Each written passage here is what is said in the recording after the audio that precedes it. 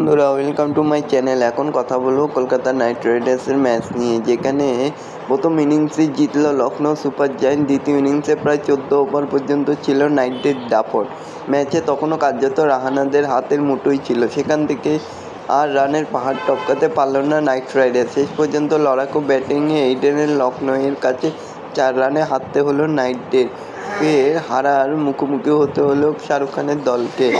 দলে মঈন আলীর জায়গায় এসেছিল জনসন, কিন্তু সেই সিদ্ধান্ত একেবারেই কাজে লাগেনি নাইটদের। 3 ওভারে 46 রান দিয়ে ফেললেন অজি পেসার। 2 উইকেট তুললেও দেদার রান বিলিয়েছেন হাসিদ রানাও। মার্শ পুরাণের ঝড়ে কার্যত দিশাহারা হয়ে দেখাচ্ছিল নাইট বোলিংকে। মার্শ করেছেন 81, পুরাণ অপরাজিত থাকলেন 87 রানে, মাকরাম করেন 47 রান। শেষ পর্যন্ত 3 উইকেট হারিয়ে 238 রানে থামে লখনৌ। সেটা শুরু হলো রাহানের আউট থেকে, তারপর রমনদীপ সিংহ ফিরলেন 1 রানে।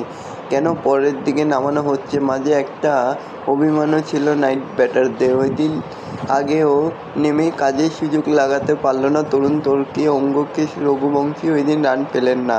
রাসেলের মাসেল পাওয়ার ওই দিনও দেখা গেল না, কিন্তু শেষ পর্যন্ত রিঙ্কু লড়লেন, পুরনো ফর্মের ঝলক দেখালেন। শেষ ওভারে দরকার ছিল মাত্র 24 রান, কিন্তু সেই মিরাক্কেল ঘটল না। শেষ পর্যন্ত নাইটদের ইনিংস শেষ হলো 234 রানে। 4 রানে হারল নাইটরা। সেই সঙ্গে বোলিং নিয়েও যেমন প্রশ্ন উঠবে, তেমনি মাঝারি সারির ব্যাটিং নিয়েও চিন্তা থাকবে। কেন এরকমটা হচ্ছে?